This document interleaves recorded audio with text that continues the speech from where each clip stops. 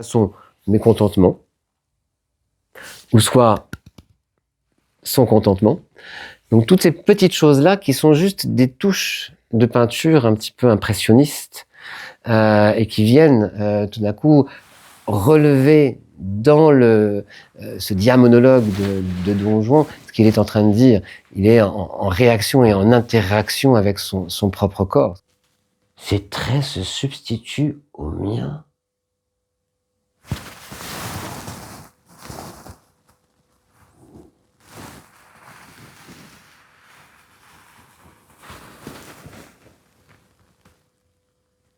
Il me submerge et me transfigure.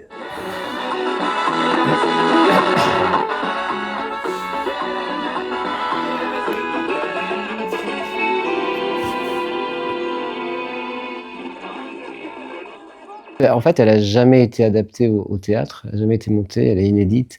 C'est parce que je cherchais en fait une pièce à un personnage. J'avais envie de me confronter sur scène avec une figure, un auteur, un personnage.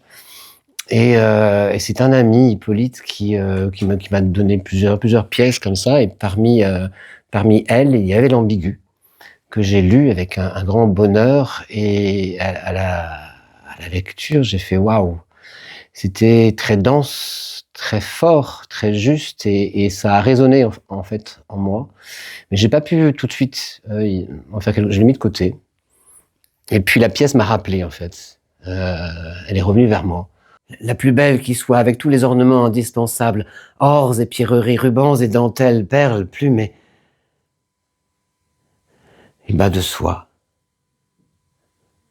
Une femme doit souffrir dans mes rudes vêtements de cavalier, elle sera heureuse de réintégrer une tenue plus conforme à son sexe.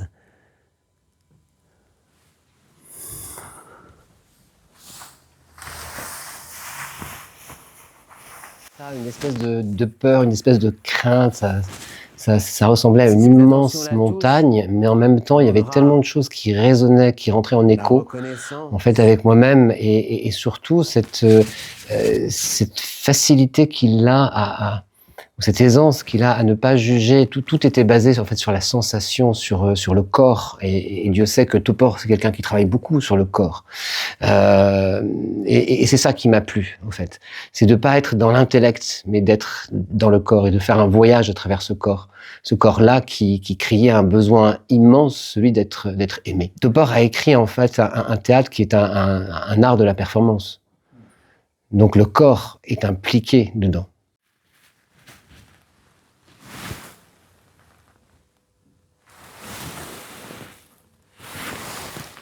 Une fois que j'ai su qu'il fallait en faire quelque chose, j'ai commencé à travailler avec Hippolyte. On a travaillé à plat sur le texte, on a juste décortiqué, on a travaillé sur les mots tout simplement. C'est ce questionnement qu'il a au tout début, ces questions ouvertes. Voilà, on a mis les choses à plat, et c'est après avec Carmen que les choses physiques ont pris le dessus.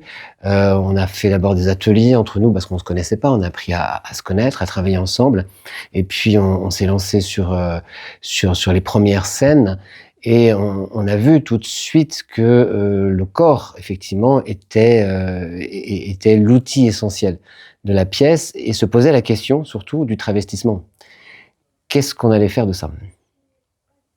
Et alors, c'était compliqué? On était d'accord, Carmen et moi, et là c'était chouette, sur le fait qu'on ne voulait pas un travestissement sur scène. On ne voulait pas qu'il enfile une robe tout d'un coup et qu'il se maquille. C'est une voie qu'on aurait pu suivre, ça aurait demandé beaucoup de moyens, mais c'est pas celle-ci qui nous intéressait. On est plus bercé par le théâtre de Brecht, par exemple, par la Distanciation. On est plus bercé par le travail de l'imaginaire. Au théâtre, ce qu'il y a de magique, c'est que c'est le spectateur qui fait le voyage vers la scène, qui fait le voyage vers le personnage, vers le comédien. Et on avait envie de lui donner ça. Et Carmen a travaillé le théâtre kabuki. Et tout d'un coup, elle a eu une idée qui était d'aller voir justement du côté du théâtre kabuki. Moi, je ne connaissais pas du tout. Elle a commencé à me parler des onagata, donc ces figures féminines qui sont jouées par des hommes pour jouer des rôles de femmes. Le théâtre kabuki date du XVIIe siècle. À l'origine, c'est un théâtre féminin, c'est-à-dire que ce sont des femmes qui s'habillaient en hommes pour raconter des histoires dans les bas-fonds et qui allaient boire et qui allaient draguer des hommes. Et puis, peu à peu, ça a versé vers le kabuki plus masculin. La prostitution s'en mêlant, les femmes ont été interdites de jouer et finalement les hommes ont revêtu les rôles de femmes et certains se sont spécialisés justement dans ces rôles de femmes et se sont devenus des onagata. Elle n'en sera que plus belle si elle se met en colère. Point baiser de cette bouche grenat, j'accepterais volontiers la damnation éternelle. La compagnie de ma bien-aimée pimenterait ce séjour maussade. Mais pourquoi subirait-elle un châtiment mérité par moi seul? Ce ne serait pas juste. La partie femelle de ma personne est innocente. Et on a travaillé avec une chorégraphe japonaise qui est spécialiste du kabuki et de la danse Nihon Buyo. C'est une des danses qui est utilisée dans le théâtre kabuki, donc qui s'appelle Shimehiro Nikishawa. Et tout est dans la gestuelle, en fait. Tout est dans la présentation du corps, comment on fait pour effectivement apporter une touche de féminin à un regard, tout simplement. Une façon de se positionner. C'est un théâtre qui est très codifié, le théâtre kabuki, comme le théâtre No. Donc on rentre dans ces codes-là, qu'on mêle avec le jeu occidental, en fait. Et ça devient une grande partition. Vrai, Sganarelle, tu as manqué de loyauté. Je devrais te chasser sur le champ pour avoir bafoué mon amitié. Je consens pourtant à te garder si tu m'obtiens un rendez-vous. Qu'elle vienne souper avec moi ce soir, cette nuit, à l'heure qui lui convient. Débrouille-toi pour la convaincre. Sois irrésistible, intraitable, insinuant. Use de douceur et de fermeté. Emploie la menace. C'est un travail qui prend effectivement pour rester dans la fluidité, dans le rythme aussi, pour ne pas le casser. C'est très précis. C'est vraiment très très millimétré.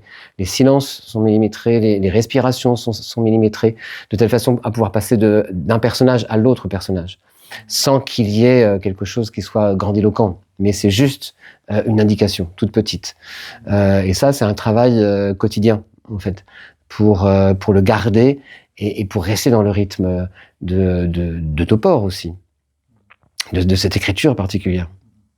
Le texte de Roland Topor est tellement dense, tellement riche, que si on le livre comme ça fait beaucoup trop d'informations pour le public. Il a besoin de suspens. Il a besoin lui aussi de respirer. Donc, il respire avec vous. Il respire avec nous. On l'emmène effectivement sur ce chemin où finalement entre le masculin, et c'est ça qui est beau, et c'est ce qu'il y a dans ce texte de Topor, entre le masculin et le féminin, il n'y a pas une grande différence. Ça tient à pas grand-chose. C'est ce qu'on découvre dans le texte? C'est ce qu'on découvre au fur et à mesure, ouais. C'est ce qu'on découvre au fur et à mesure qu'on est de toute façon, on a tous plus ou moins vécu l'expérience d'être habité par quelqu'un, ou moins se poser la question de savoir par qui je suis habité, qui parle en moi. Et cette question, c'est une question qui taraude Topor dans toute son œuvre. Et petit à petit, il nous donne des indices, il nous emmène sur des chemins, il ouvre des voies. Et c'est un petit peu celle justement de l'ambiguïté. Il dit dans une interview, j'aime l'ambiguïté parce que c'est un croisement où plusieurs chemins s'ouvrent et à chacun de choisir celui qu'il veut. Oh, que je suis laid sous cette peinture qui la rendra irrésistible.